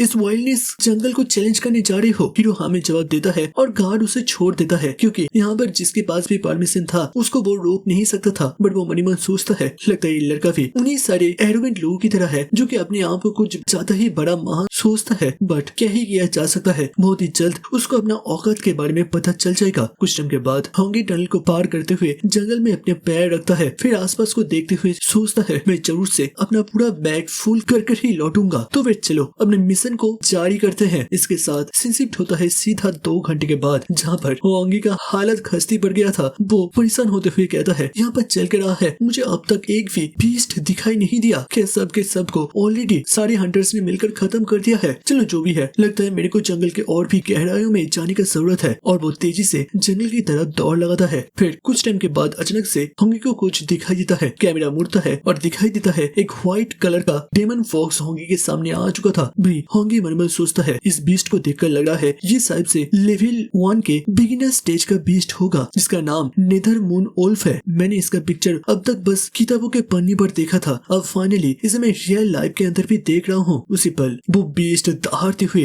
होंगी के ऊपर हमला करने के लिए आगे बढ़ता है। भाई होंगी के सामने जब उस मॉन्स्टर फॉक्स बीस्ट का क्लॉ कर पहुंच जाता है, उसी पल होंगी क्राउच करता है और उसके हमले को डॉज करते हुए अपने हाथ पर वज्र फिस्ट को एक्टिव करता है। उसके बाद सीधा बीस्ट के मिडिल पर एक जबरदस्त पंच को लैंड करता है, जिससे कि वो बीस्ट जोर से चीखते हुए दूर के बड़े से पेड़ में जाकर टकराता है और इसके साथ उसका काम तमाम हो जाता है। होंगी अपने हाथ को देखता है जो कि अभी भी कपकपा रहा था और वो मनी मन कहता है जितना मैंने सोचा था इस बीस्ट से फाइट करने के लिए मैं कुछ ज्यादा ही एक्साइटेड हो गया था और कुछ ज्यादा ही पावर का इस्तेमाल कर दिया। लगता है मैं अब बस अपने एक पंच के साथ ए टायर के इनिशियल फास्ट स्टेज के फेरोसियस बीस्ट को खत्म कर सकता हूँ। अब मुझे बस देखना है कि सेकंड स्टेज के बीस्ट के साथ क्या मैं लड़ भी पाता हूँ या फिर नहीं। और उसी पल उसके पीछे एक जाइंट रेजिंग ब्लैक बियर आ जाता है जो कि फास्ट टायर के सेकंड रैंक का था और वो बिल्कुल होंगी के ऊपर हमला बोल देता है। और उसी पल वहां पर एक जबरदस्त धमाके की तरह आवाज गूंज उठता है और उस जाइंट बियर का तो रोना निकल गया था और दिखाई देता है होंगी ने इस रेजिंग बियर को भी बहुत ही आसानी से संभाल लिया था। और फिर होंगी उस जाइंट बियर को देखते हुए मनी मन सोचता है जब तक मैं किसी सेकेंड स्टेज के फेरोसियस बीस्ट को प्रोवोक नहीं करता तब तक मैं इस मिशन को बहुत ही आसानी से खत्म कर सकता हूँ। और वो इस बीस्ट के बाएं कान को काटते हुए मनी मन सोचता है चलो अभी तक मैंने ऑलरेडी 3000 तक तो कमा लिया है। तभी उसके सिस्टम से नोटिफिकेशन आता है आपके पास ऑलरेडी उतना मार्शल वैल्यू आ चुका है जिससे कि आप मार्शल आर्टिस्ट में अपना ब्रेक थ्रू कर सकते हैं, तो फिर क्या आप अभी से करना चाहते हैं। होंगी सोचता है ये भी कोई पूछने की बात है। और जब वो ये करने ही वाला था तभी अचानक से वो एक बहुत ही खतरनाक इंटेंस ऑरा को महसूस करता है जिससे कि उसके शरीर के एक एक रोंगटे कपकपा उठता है। वो अपने पीछे देखता है कहीं दूर से बहुत सारी पंछी हवा में उड़ जाता है। अब वो मन सोचता है लगता है यहाँ पर कोई ना कोई बहुत ही ताकतवर फेरोसियस बीस्ट आ चुके हैं, चलो जाकर एक बार देखते हैं ये कौन सा बीस्ट है। इसके साथ वो तेजी से आगे बढ़ता है और एक बड़े से पत्थर के ऊपर आकर रुकता है और सामने कुछ देखकर उसके आंखें सिकुड़ जाता है। दिखाई देता है वहां पर एक बहुत ही विशाल सा ब्लैक जेड जायंट पाइथन था और उसी पल उन बंदों के ऊपर वो जायंट स्नेक एक बहुत ही ताकतवर हमला को लॉन्च करता है जिससे कि वो दोनों बंदे हवा में उड़ते हुए होंगी की साइड में पत्थर से जाकर एक साथ टकराता है। और तभी होंगी को दोबारा से वही खतरनाक ऑरा महसूस होता है और वो जल्दी से सामने देखता है। दिखाई देता है उस बीस्ट ने इस बार सीधा होंगी के ऊपर ही अपनी पूंछ से अटैक कर दिया था, बट होंगी बहुत ही नजदीक से एक लंबी सी जंप लेते हुए इस हमले को डॉज करता है। बट दोबारा से वो जायंट अपनी पूंछ से हमला करता है और इस बार वो होंगी के ऊपर हमला करने में सक्षम हो पाता है। और होंगी मनी मन सोचता है सच में ये बहुत ही ज्यादा तेज है और इसके साथ वो जमीन में टपली खाते हुए दूर जाकर गिरता है। और दिखाई देता है उन दोनों बंदों में से एक बंदा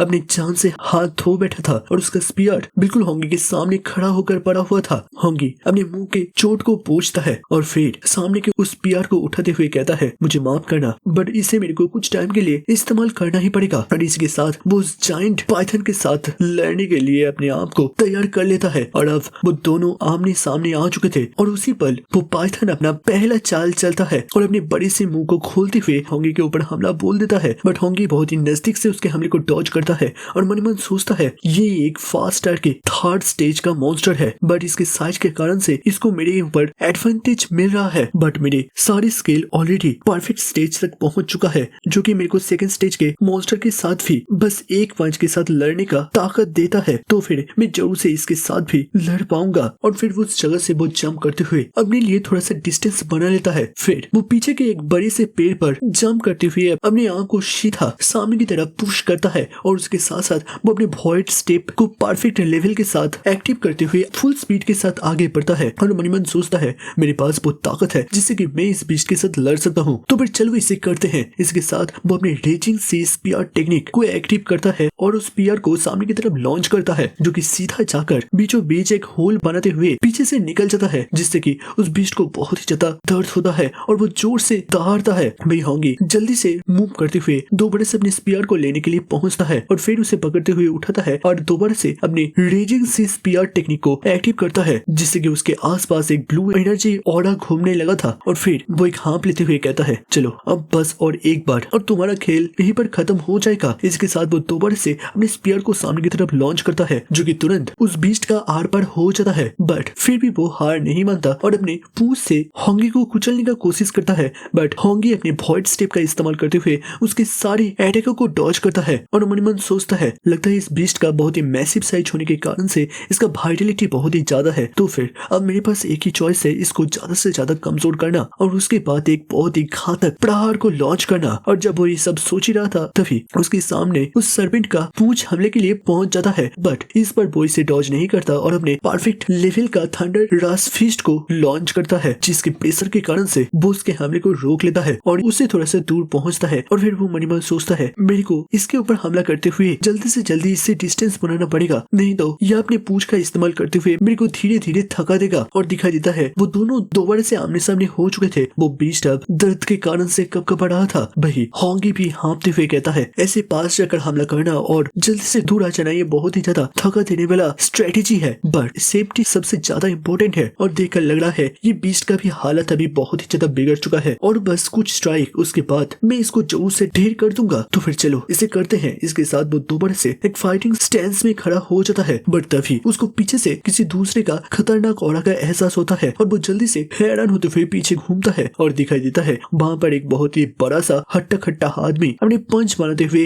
होंगी के ऊपर हमला करने के लिए आगे बढ़ता है। भाई ये हमला बहुत ही ज्यादा अचानक होने के कारण से वो इसे डॉज नहीं कर पाता और सीधा सीधा उस पंच से टकराते हुए बहुत दूर जाकर गिरता है और वो पूरी तरीके से कंफ्यूज था, ये आदमी असल में कौन है। और तभी दिखाई देता है यहाँ पर वही ब्लॉन्डी वाली लड़का अपने गैंग के साथ पहुंच जाता है। होंगी धीरे धीरे उड़ते हुए कहता है, तुम लोग हो कौन और मेरे से तुम लोगों को क्या चाहिए। तो वो ब्लॉन्डी वाला एक डेविलिश लुक देते हुए कहता है, ये क्या, हम लोग दोबारा से मिल गए, देखो ज्यादा कुछ नहीं, हमें बस ये बड़ा सा जायंट पाइथन अपने लिए चाहिए, क्या तुम इसे देना पसंद करोगे। होंगी अभी भी घुटनों के पल बैठा रहता है और देखकर लग रहा था यहाँ पर वो ब्लॉन्डी हेयर वाले लड़के का गैंग सीधा सीधा होंगी के ऊपर डोमिनेट करने का कोशिश कर रहा था। वो कहता है, जिस वक्त मैंने बेस के अंदर देखा तुम अकेले शहर के बाहर जंगल में शिकार करने के लिए आ रही हो, मेरे को लगा था तुम असल में मौत की तलाश में निकले हो, बट ये क्या, तुम तो काफी ज्यादा लकी निकले जो कि तुम्हें एक बहुत ही बुरी तरीके से घायल ब्लैक जेड जायंट पाइथन मिल गया। भाई होंगी मन मन सोच रहा था, लगता है इन लोगों ने मेरे को इसके साथ फाइट करते हुए नहीं देखा और वो लोग बहुत ही बाद में आए हैं। वैसे ये पांचों लोग मार्शल आर्टिस्ट हैं और नंबर्स में भी मेरे से ज्यादा हैं, यहाँ पर सीधी तरीके से मेरे पास कोई भी एडवांटेज नहीं है। और उसी पल वो हट्टा खट्टा आदमी दोबारा से होंगी के ऊपर हमला करने के लिए आगे बढ़ता है और जोर से चीखता है, ओए बच्चे, कि तुम्हें मेरे मास्टर ये के बात समझ में नहीं आया, मेरे मास्टर को ये जायंट पाइथन चाहिए। तभी होंगी को अब गुस्सा आने लगता है और वो अपने वज्र फिस्ट को एक्टिव करते हुए कहता है, तुमने मेरे ऊपर हमला कर पाया क्योंकि तुम छुपते छुपाते हुए आ रहे थे, तुम्हें क्या लगता है मैं बहुत ही ज्यादा कमजोर हूँ, जरा मेरे भी पंच की ताकत का एहसास करो। इसके साथ वो भी अपने पंच को लॉन्च करता है और दोनों के पंच आपस में टकराता है और होंगी के फोर्स के कारण से उस आदमी का हाथ ट्विस्ट कर जाता है और पंच सीधा उसके फेस की तरफ बढ़ रहा था स्लो मोशन में। और उस आदमी को तुरंत ही समझ में आ जाता है कि उसके सामने वाला उससे कहीं गुना ज्यादा ताकतवर है और उसके साथ होंगी का पंच सीधा उस आदमी के फेस से टकराता है, जिससे कि उसका मेटल से बना हुआ फेस मास्क और उसके साथ साथ कुछ दांते भी टूटकर बाहर निकल जाते हैं और फिर वो जाकर दूर जमीन में आकर गिरता है। ब्लॉन्डी लड़का एक स्माइल के साथ कहता है, सच में इतना ताकतवर वज्र फिस्ट, लगता है ये तुम हो मीनाटोर, मैंने तुमको पहचान लिया। तभी होंगी भी अब कंफर्म हो जाता है कि यही ब्लॉन्डी वाला असल में व्हाइट फॉक्स है। मास्टर ये हंसते हुए कहता है, सच में तुम वो पहले लड़के हो जिसने की मेरे को इतने सारे ऑडियंस के सामने ह्यूमिलेट करने का दुस्साहस दिखाया था। सारे साथियों आगे बढ़ो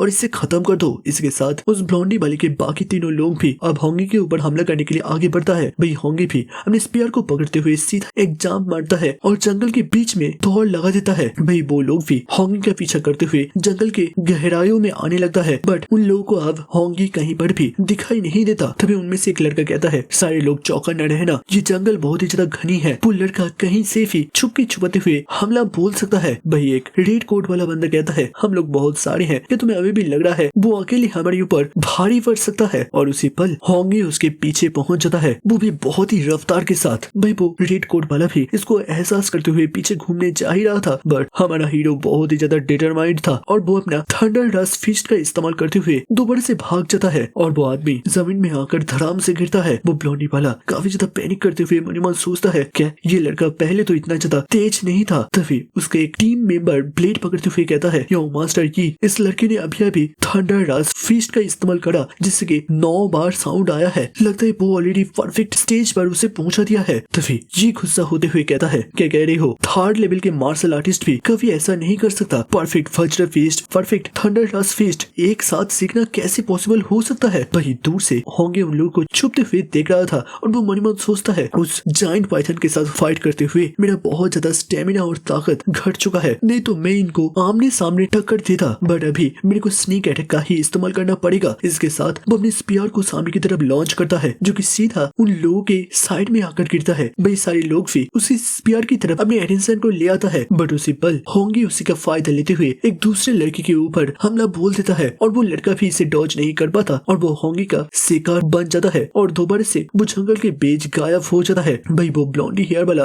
और उसका अब इकलौता दोस्त काफी ज्यादा हैरान होते हुए अपने साथी की तरफ देखता है और अब उनके अंदर भी पैनिक सा फैल गया था। वो दूसरा लड़का हड़बड़ाहट में कहता है, ये लड़का बहुत ही ज्यादा ताकतवर है, हमें यहाँ से भाग जाना चाहिए, बट वो ब्लॉन्डी वाला इसे इनकार करता है और एरोगेंट बनते हुए कहता है, क्या मैं भाग जाऊँ, वो भी इस बच्चे से, आज तो मैं इसे खत्म कर रहूंगा। और उसी पल जंगल के बीच में से उन तीनों को घेरते हुए होंगी बहुत ही तेजी से गोल गोल घूमना शुरू कर देता है और वो लोग कुछ समझ पाते होंगी दोबारा से हमला करने के लिए आगे बढ़ गया था और फिर उसको भी जमीन में पटकते हुए दोबारा से जंगल के बीच गायब हो जाता है, जिसे देखते हुए वो ब्लॉन्डी वाला अब काफी ज्यादा हैरान और परेशान हो जाता है। वो अपने दांत कसते हुए मनी मन सोचता है, एक लड़का बस कुछ दिनों के अंदर इतना ज्यादा ताकतवर कैसे बन सकता है। और तभी वो ब्लॉन्डी वाले के पीछे से होंगी अपने स्पीयर को लेते हुए आगे बढ़ जाता है। भाई वो ब्लॉन्डी वाला जब पीछे घूमता है होंगी उसके सामने से गायब हो गया था और दूसरी पल वो दोबारा से होंगी को पीछे से एहसास करता है और मनी मन सोचता है, तो फिर फाइनली अब ये मेरा वक्त है, तैयार हो जाओ लड़के। और इसके साथ वो अपने हाथ पर वॉइड ब्रेकिंग फिंगर नाम के एक टेक्निक को एक्टिव करता है जिससे कि उसके हाथ से बहुत ही ज्यादा ब्लू ऑरा एनर्जी रिलीज होने लगता है। भाई होंगी बहुत ही पास था और वो इस हमले से भाग नहीं सकता था, जिसके कारण से वो बस झुकते हुए इस हमले को डॉज करता है और वो बीम एनर्जी उसके कान पट्टी के साइड से गुजर जाता है। दिखाई देता है ये हमला इतना ज्यादा तेज था कि एक मोटे से पेड़ को भी बीच में से चीर देता है। और अब सीन शिफ्ट होता है कुछ टाइम के बाद, जहाँ पर होंगी उस ब्लॉन्डी वाले के आसपास से घूम रहा था और वो ब्लॉन्डी वाला हर तरफ अपने वॉइड ब्रेकिंग फिंगर टेक्निक का इस्तेमाल करते हुए हर तरफ अपने लेजर बीम को छोड़ रहा था। वही होंगी सोचता है ये हमला बहुत ही ज्यादा ताकतवर है, लगता है ये स्किल कम से कम बी रैंक का होगा। वही दूसरी तरफ वो ब्लॉन्डी वाला रुकते हुए गुस्से में चीखते हुए कहता है, लड़के मैंने तुम्हारे फेस को मेमोराइज कर लिया है, अगर तुम मेरे को अब थोड़ा सा भी चोट देने का हिम्मत दिखाते हो तो फिर समझ लेना मैं बाहर जाकर तुम्हारे साथ साथ तुम्हारी पूरी फैमिली को अंतिम नींद पर सुला दूंगा। अब इसे सुनते हुए होंगी काफी ज्यादा गुस्सा हो जाता है और वो मन में सोचता है, क्या मेरी पूरे फैमिली को अब तुम्हें कोई नहीं बचा सकता। जिसके साथ वो अपने वॉइड स्टेप का इस्तेमाल करते हुए बहुत ही तेजी से आगे बढ़ता है। भाई वो ब्लॉन्डी वाला अब थोड़ा सा घबराते हुए कहता है,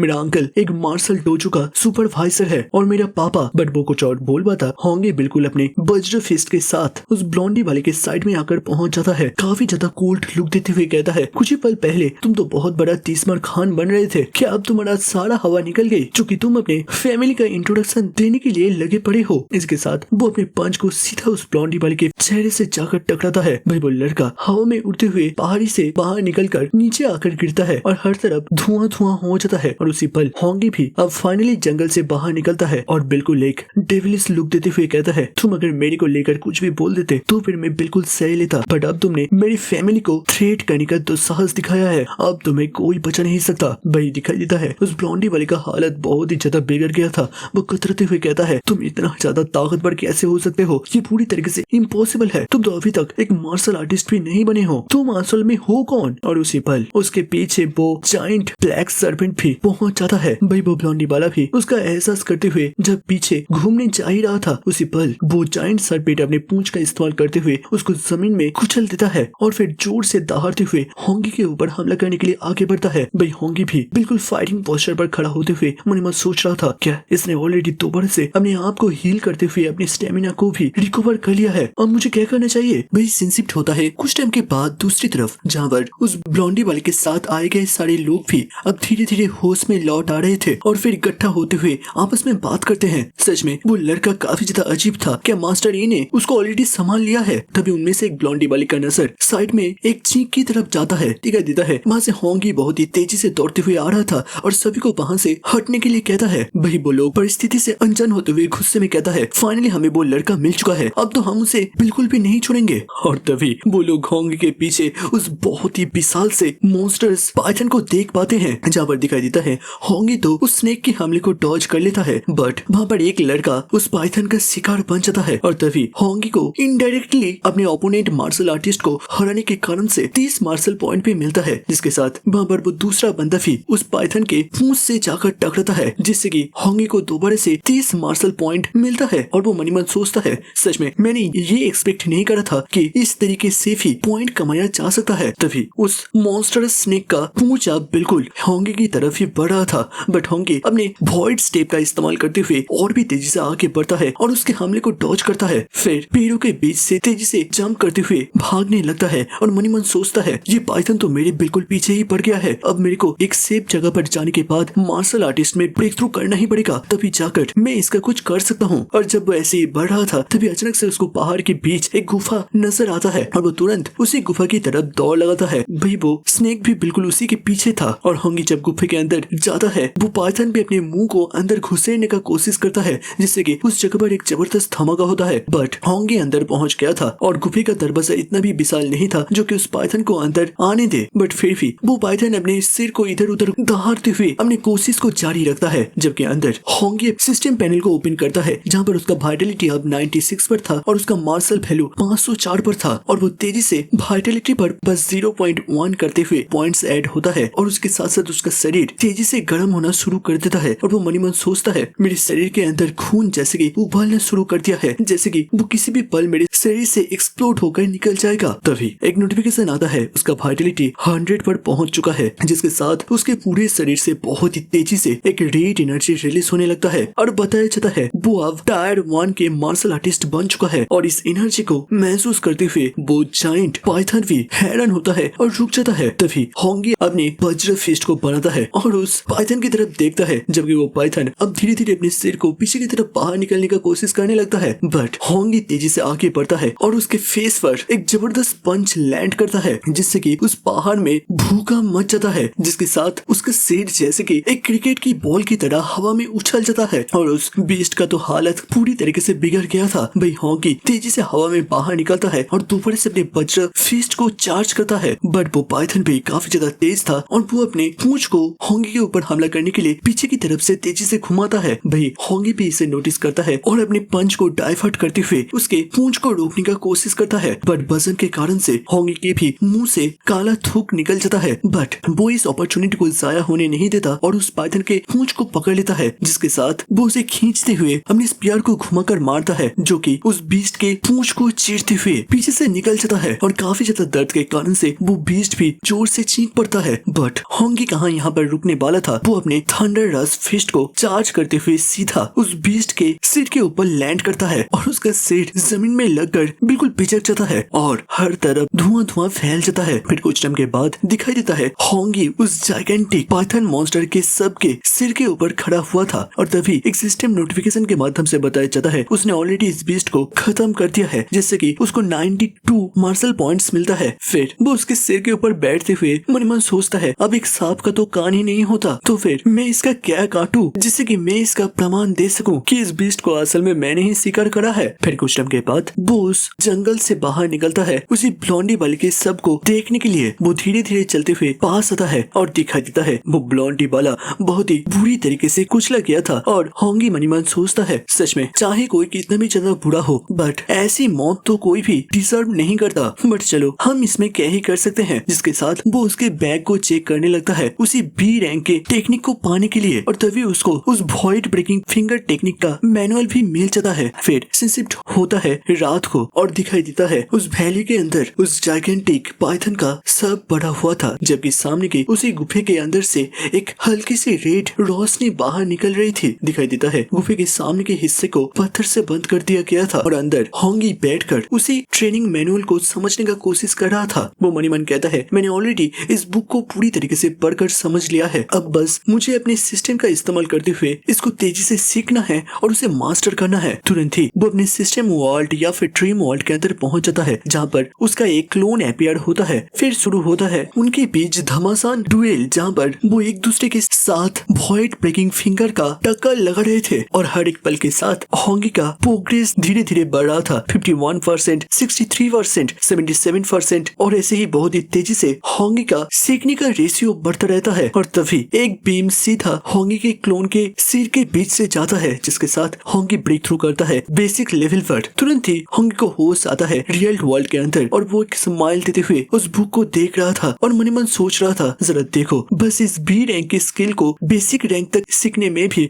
मेरे को इतना ज्यादा मेहनत करने का जरूरत पड़ा। सच में ये अपने रैंक के हकदार है। अब बारी है रियल वर्ल्ड के अंदर मॉन्स्टर से फाइट करते हुए टेस्ट करने का। फिर सीन सीधा शिफ्ट होता है 3 दिन के बाद, जहाँ पर एक बहुत बड़ा जायगेंटिक बियर अपने एक बहुत ही ताकतवर पो अटैक को जमीन में करता है, जिससे कि सामने के एक पेड़ के चीथड़े उड़ जाते हैं। और उसी पल होंगी सामने से अपनी वॉइड ब्रेकिंग फिंगर बीम का इस्तेमाल करता है और उस बीस्ट को बस एक ही शॉट के साथ मौत की नींद सुला देता है। फिर वो खुश होते हुए अपने हाथ को देखते हुए कहता है, फाइनली मैं इस स्किल को परफेक्ट रिलम तक सीख लिया है। और एक सिस्टम नोटिफिकेशन के माध्यम से भी हमें ये चीज बताया जाता है, जिसके साथ होंगी फैसला करता है बेस में वापस से लौट जाने का। सीन शिफ्ट होता है कुछ टाइम के बाद मार्शल आर्टिस्ट के बेस के अंदर, जहाँ पर एक टीम आकर बहुत सारे शाबानों को काउंटर में जमा करता है और बताया जाता है इस ग्रुप का नाम थंडर स्कॉट है। और अनाउंस करते हुए बताया जाता है इसमें टोटल 2,30,000 पॉइंट्स मिलने वाले हैं। सच में थंडर स्कॉट के लोग तारीफ के हकदार है। आसपास के लोग भी उनकी तारीफों के पुल बांधने लगते हैं। उनमें से लोगों का मानना था अगर वो लोग कुछ महीनों तक भी जंगल के अंदर मॉन्स्टर का शिकार कर ले, फिर भी इतना पॉइंट्स तो वो लोग बिल्कुल भी नहीं कमा पाएंगे। तभी एक दूसरे काउंटर पर अचानक से हल्ला मच जाता है। लोग बात करते हैं, ठीक है, यहाँ पर सारे के सारे टायर 1 के फेरोसियस बीस्ट हैं और यहाँ तक कि कुछ तो हायर स्टेज के भी हैं। और दिखाई देता है ये असल में हमारी होंगी के पैक के बारे में बात करना चाह रहा था। काउंटर का लड़की सारे मटेरियल को देखते हुए कहता है यहाँ पर टोटल में 72 टायर 1 के इनिशियल स्टेज के, जबकि 83 मिडिल स्टेज के और 17 हार्ड स्टेज के मटेरियल है, जिसके साथ उसे 4,06,000 ब्लू स्टार कॉइन दिया जाता है। जो सुनते हुए आसपास के लोग तो पूरी तरीके से हक्का बक्का हो गए थे। वही होंगी मन में सोच रहा था, लगता है मैं कुछ ज्यादा ही एक्साइटमेंट में बढ़ गया था, मुझे थोड़ा सा अपने प्रोफाइल को लो रखना चाहिए था। तभी अचानक से साइड के एक बहुत ही विशाल से ऑफिशियल बिल्डिंग के नीचे धमाका होता है और सारे लोगों का नजर अचानक से उसी तरफ चला जाता है। वहाँ पर सारे लोग पूरी तरीके से हैरान हो गए थे। वहाँ पर बात छिड़ जाता है कि यहाँ पर कोई हमला हुआ है, बट इस जगह पर तो बहुत सारे हाई लेवल के मार्शल आर्टिस्ट है, ऐसा करने का हिम्मत कोई कैसे दिखा सकता है। तभी दिखाई देता है वहाँ पर एक आदमी बहुत ही ज्यादा गुस्सा होते हुए उसी टूटे हुए दीवार के अंदर से बाहर निकलता है और वो गुस्से में कहता है बेस के दरवाजा और हर एक जगह को घेर लिया जाए, यहाँ से कोई भी बाहर निकलना नहीं चाहिए। और बताया जाता है ये है इस बेस का इंचार्ज ये कुई, जो कि उसी ब्लॉन्डी वाले ये फैंग का अंकल है। और इसके साथ आसपास के सारे बॉडीगार्ड हामी भरता है। तभी एक दूसरे बेस का ऑफिसर आते हुए कहता है सुपरवाइजर ये यहाँ पर आपका क्यों आना हुआ। तभी वो आदमी काफी ज्यादा गुस्सा होते हुए कहता है मेरे भतीजे और उसके 4 टीम मेंबर को जंगल के बीच मुर्दा पाया गया है। सारे लोग पूरी तरीके से हैरान होते हुए फिसफिसाते हुए बात करता है, क्या सच में ये फैंग का पता कर चुका है? वैसे कौन होगा जिसने कि 5 लोगों के टीम को पूरी तरीके से वाइप आउट कर दिया। मैं कुछ लोगों का मानना था कि ये फैंग ने बहुतों बार उन लोगों को लूटा है, जिससे वो लोग हमेशा उसके मौत का कामना करते थे। कुछ लोगों का मानना था अगर ये फैंग का आइडेंटिटी उतना कुछ खास नहीं होता तो फिर बहुत टाइम पहले ही वो लोग उसे खत्म कर देते। जो भी हुआ है अच्छा ही हुआ है। तभी वो ये फैंग का अंकल अनाउंस करते हुए कहता है उस जगह से एक बी रैंक के मार्शल आर्ट का स्किल भी गायब है। तो फिर अब यहाँ पर हर किसी को अच्छी तरीके से चेक करा जाएगा और उसी के बाद उसको इस बेस से जाने का परमिशन मिलेगा। मैं दूसरी तरफ होंगी मणिमन सोच रहा था यहाँ पर बहुत सारे सिक्योरिटी के लोग आ चुके हैं, लगता है अब तो मैं यहाँ से बिल्कुल भी भाग कर नहीं निकल सकता। वैसे उन लोगों को मैंने नहीं बल्कि उस मॉन्स्टर पाइथन ने खत्म करा था, तो फिर ये लोग सीधी तरीके से तो मुझे ट्रैक नहीं कर सकते। तभी अचानक से वो देखता है उस इंचार्ज के पास उसी काउंटर का पर्पल कोट वाली लड़की आकर कुछ फिसफिसाते हुए कहती है। तभी वो आदमी सीधा होंगी की तरफ देखता है। भाई होंगी भी इस चीज को नोटिस करते हुए मन ही मन सोचता है कि अब ये लोग मेरे को टारगेट करने वाले हैं। अचानक से होंगी के पास से सारे लोग हट जाते हैं और वो बॉस अपने सारे लोगों के साथ होंगी की तरफ बढ़ता है। फिर वो एक इविल लुक देते हुए कहता है तो लड़के मैंने सुना है तुमने बहुत सारे फेरोसियस बीस्ट को अकेले अपने दम पर खत्म करा है, जिससे कि तुम्हें करीबन 4 लाख कॉइन्स भी मिलने वाला है। लगता है तुम्हारे स्किल्स काफी ज्यादा अच्छे होंगे और इसके साथ ये कहानी दोबारा से अपडेटेड हो चुका है। तो फिर क्या लगता है, क्या होंगी इस सिचुएशन से ठीक तरीके से बाहर निकल पाएगा या फिर वो अब ये फैंग के फैमिली के द्वारा टारगेट बना लिया जाएगा? नेक्स्ट पार्ट देखना काफी ज्यादा इंटरेस्टिंग होगा। दोस्तों आज का पार्ट आप लोगों को कैसा लगा जरूर से नीचे कमेंट में बताना। भाई मेरे को लगा बस मैं एक हफ्ता एक्सप्लेन नहीं किया, बट ऑलरेडी 3 हफ्ता हो चुका है, तो इसके लिए सॉरी। वीडियो अच्छा लगा तो फिर जरूर से लाइक कर हाइप के बटन को प्लीज दबा देना, जिससे कि वीडियो का रीच थोड़ा सा बढ़ सके। बाकी तो मिलते हैं नेक्स्ट वीडियो के अंदर, तब तक के लिए देखते रहिए, सुनते रहिए और सुनाते रहिए। बाजी ने 2.0 stay happy, stay safe, this out and good bye.